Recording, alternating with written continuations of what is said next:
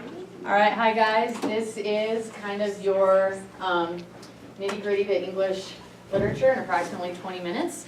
We're going to go through 3 modes: medieval, Victorian, 20th century. And you guys are our high school students. So I'm Ms. Sunderman. I'm Mr. Painter. And I'm Mr. Vilpinda. All right, so to understand medieval literature, you need to know where it came from. Before the conquest of England in 1066, England was ruled by the Saxons. So they're kind of a group of Germanic tribes closely related to the Vikings. The Saxon literature held oral tradition to be extremely important. And so their primary focus was things like epic poetry. So you had like Beowulf, you had the Song of Roland, or things like Dream of the Root. You can pass those around. They also liked sagas. These were easy to remember, and they could be easily transmitted through speech or song. After Charlemagne, the king of the Franks, came and Christianized the nomadic tribes. They became more focused on the sacred, the religious. If you want to play this is a clip of Beowulf in Old English.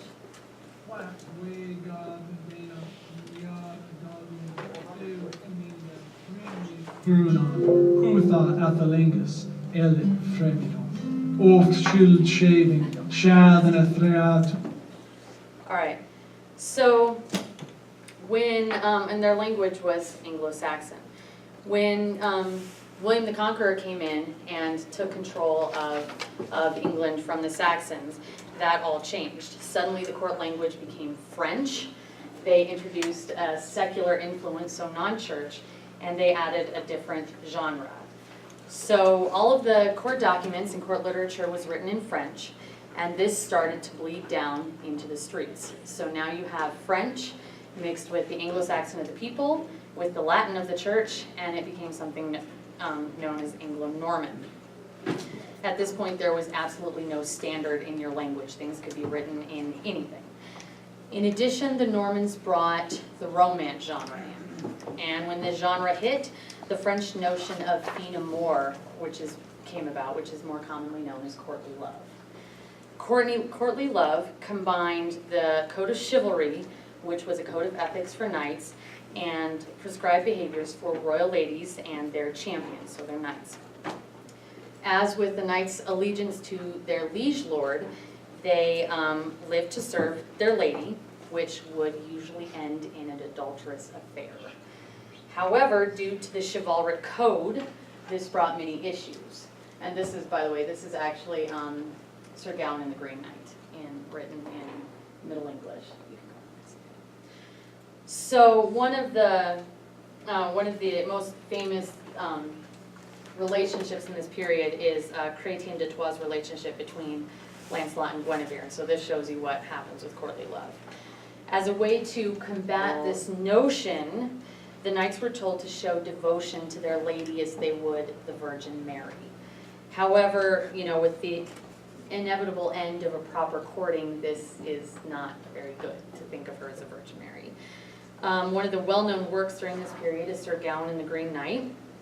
And in this tale, the knight must engage in a courtly love exchange while being in a different lord's castle, but he also needs to stay true to his mistress or his lady Mary, so that causes some issues.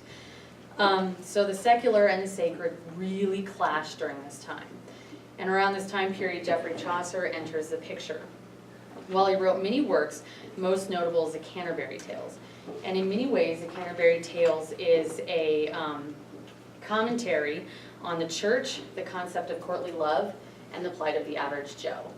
And while what's truly remarkable about Chaucer is the fact that he was able to form some standardization in the literary language. So now we're going to have our activity, and we're going to split you down the center and do our 4 corners. And I want each of you guys to get in a group and pick some person out to read this. This is part of the prologue of the Canterbury Tales.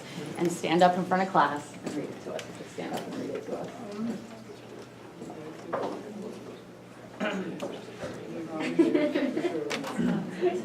So we'll give you about a minute to sit with your group and discuss it, and then stand up.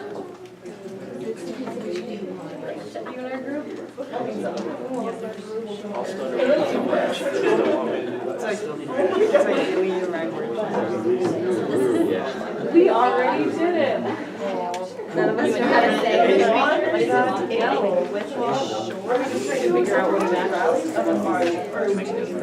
I got a tattoo. Thumbs up if you guys think you have somebody nominated. Whoa. If you don't have somebody nominated, I'll start picking on you. She was like, la la la la. All right. This group, have somebody stand up. Yeah, you can. When that April with his shores soothed the drought of March, proceed to the root and bathe every vein in switch liquor. This group.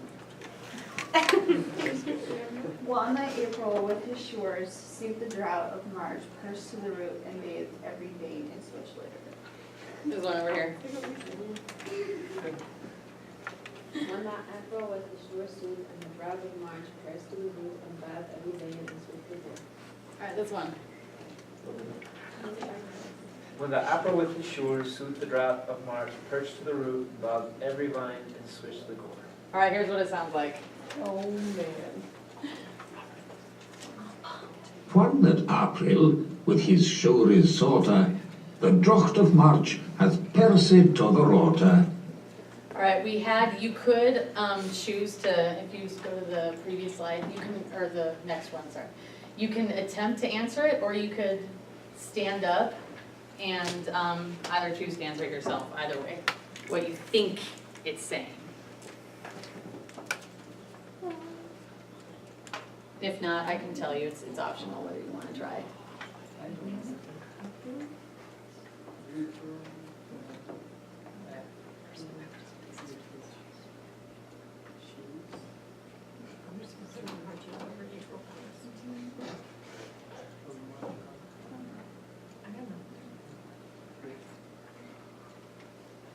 All right, I'll give you another few seconds, and if not, I'll just tell you what you guys think, what it actually means, and then we'll go on.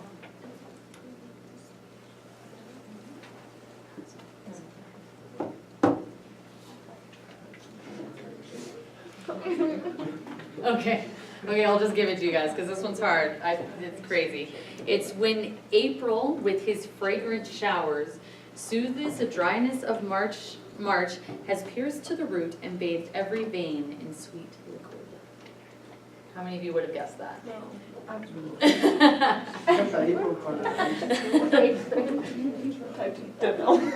As you can see, this is a crazy genre.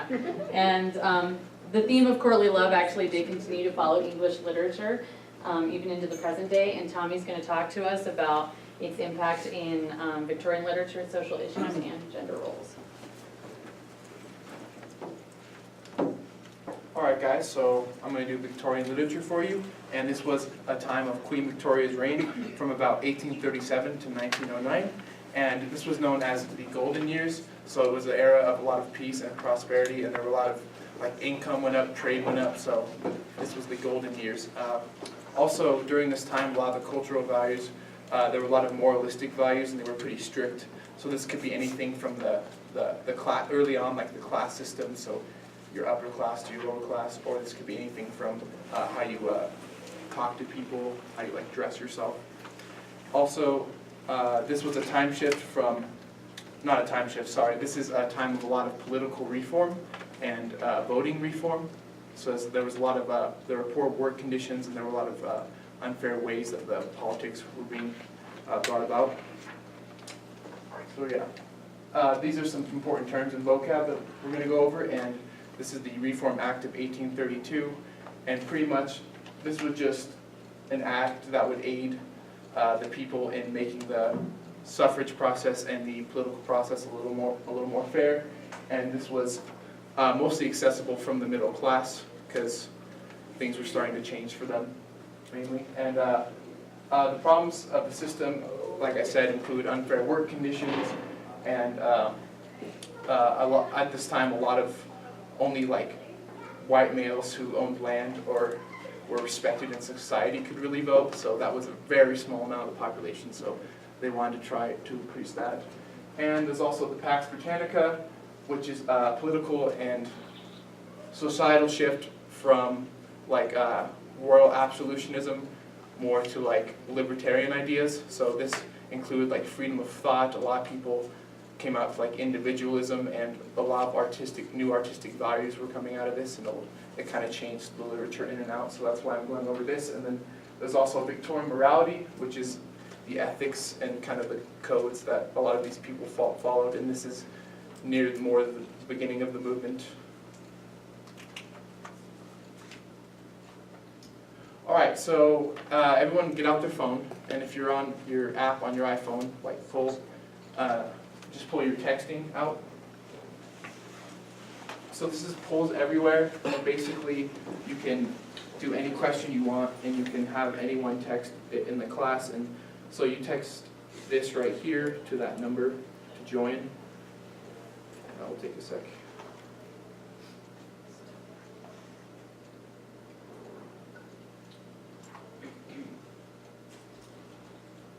And that should let you know once you join.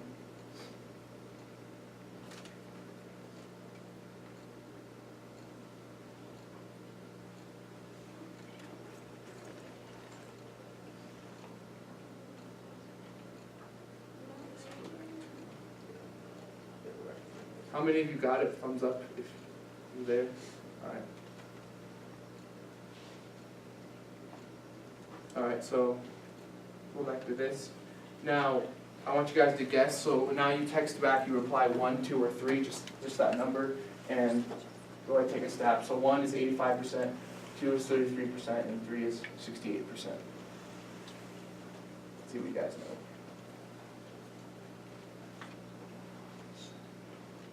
All right.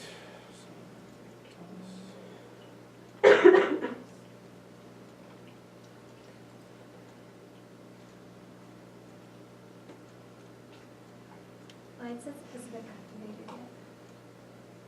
Yeah, you might have to click open, possibly. Somewhere on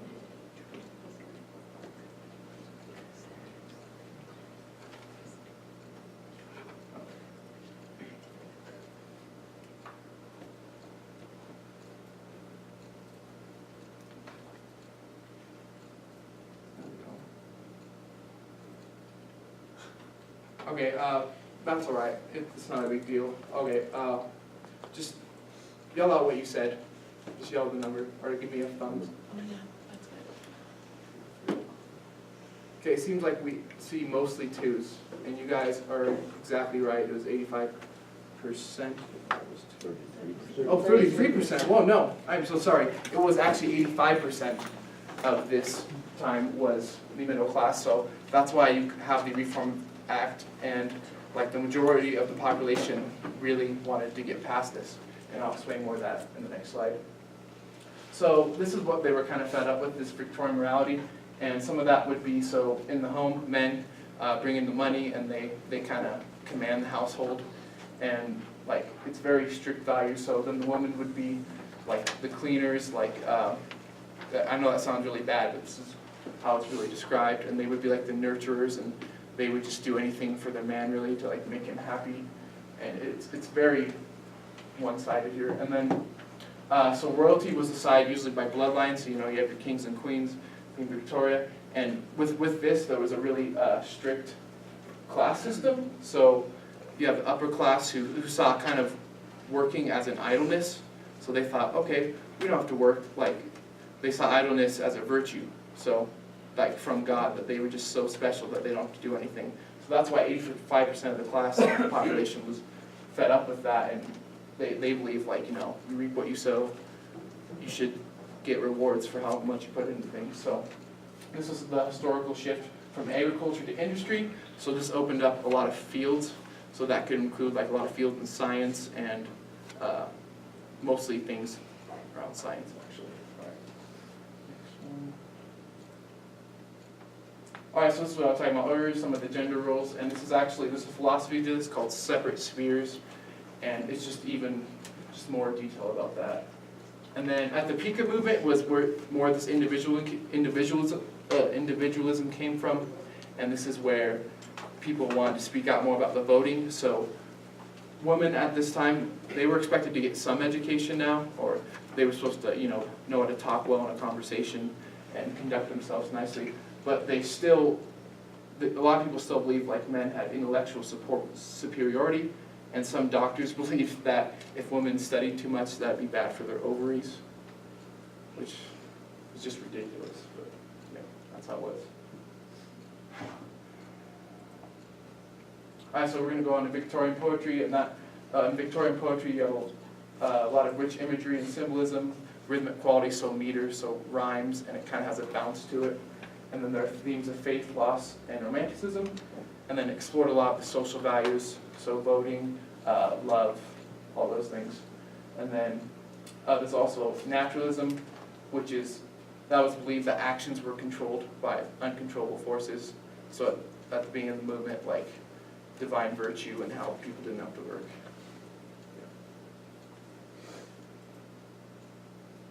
Yeah. Alright, so I don't know if you guys can read this. If you can zoom in a little. Can you guys see that? Yeah, we can read it. Oh, okay, so maybe go through it and maybe see some of these, if you can point out some of these themes. So I'll read some of it.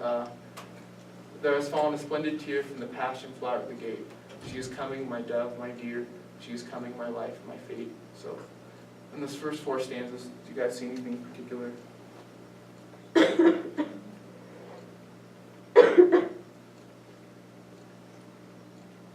The last 2 of the first 4 seem to be really repetitive. They seem to be almost the same.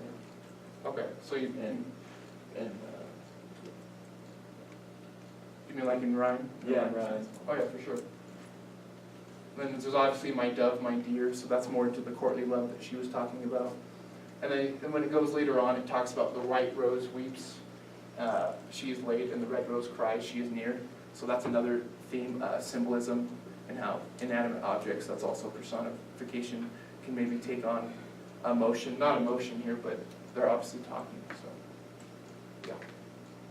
And then with that, we're going to move on to the modern era, and the thing with the Victorian era is like a lot of people wanted change, and there was a lot of movement for individualism, but a lot in terms of like legislation and things getting done, not that much happened, and that happened a lot more in Chase there. All right, so the 20th century literature, it's pretty self-explanatory. It ranges from about 1901 to 2000, the 20th century. The big deal here was the emergence of thought. There's everyone's thinking something else, a lot more individualism. And it uses modern language. You could look at any classic books from this era and probably understand most of what it says. Those are just 2 examples of 20th century literature. And a lot of the modern period of it stems from World War I and World War II, global war influences. And the postmodern period, which we'll talk about both of these later, it kind of stems from more of a radical artistic viewpoint. Alright, so the emergence of ideas. Free thought, we kind of talked about this with Victorian and medieval.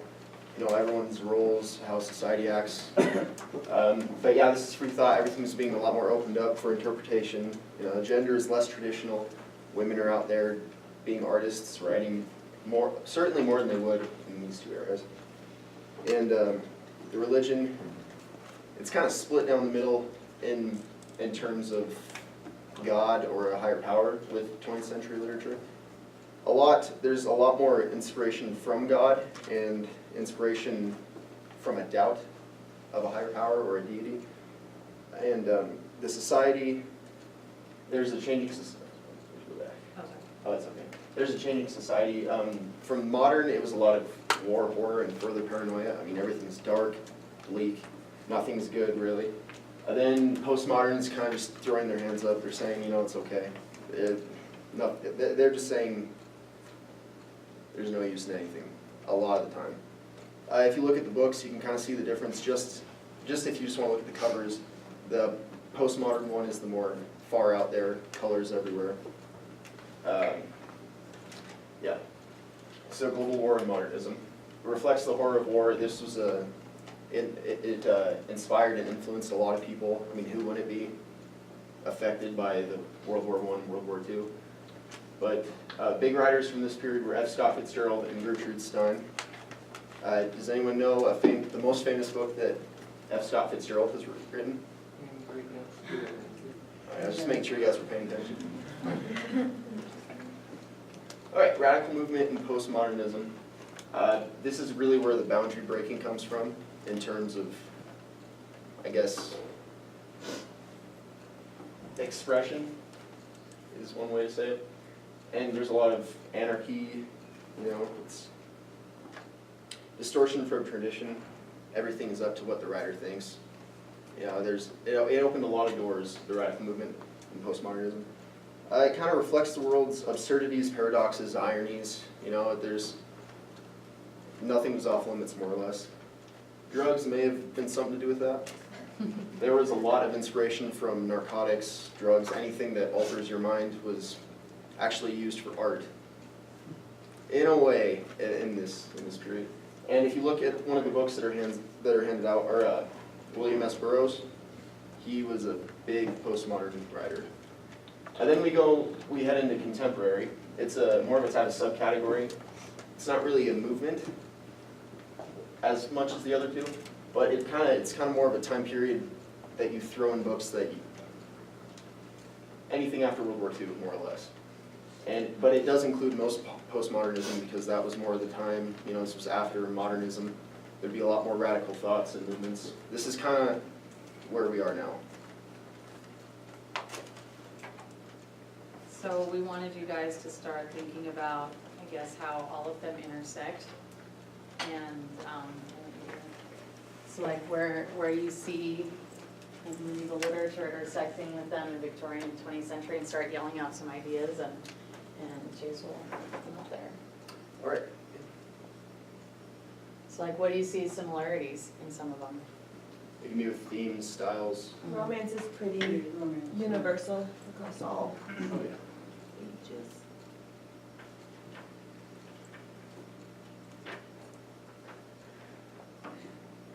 What's another one? Reform, they all came out of reform of some sort.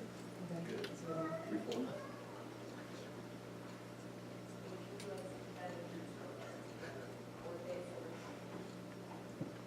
Do we see anything in like gender roles maybe, or in the religious, or in the escape from religious, or?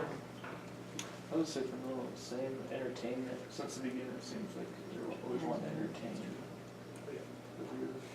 reader.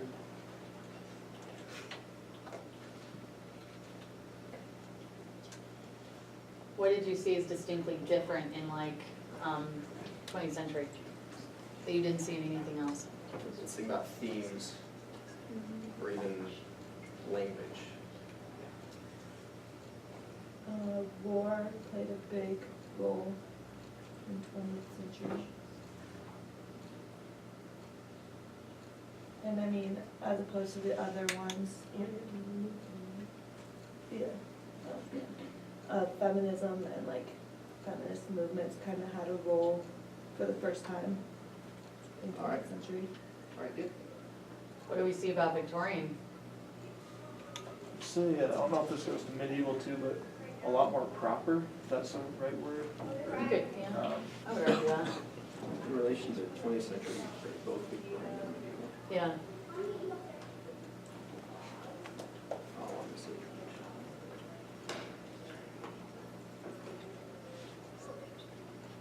It's a good observation.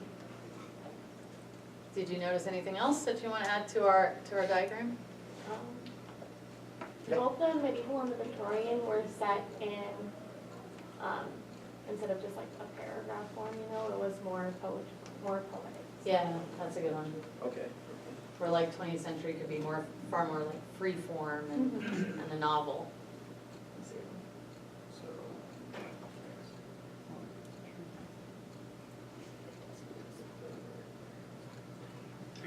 Do you guys have anything else to add?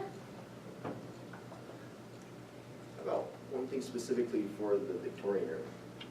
There wasn't a set language. I would say that's more medieval. Oh, In- shoot. We're on the right Influenced, track, though. You're right, Yeah, yeah. disregard. influenced by class Class struggles. system. That's a good one.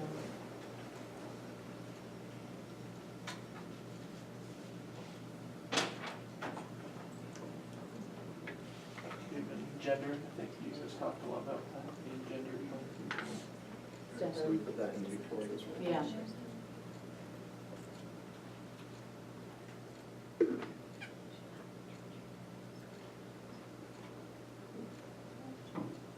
Well, I think that wraps us up on your very quick introduction into English literature. Little crash course.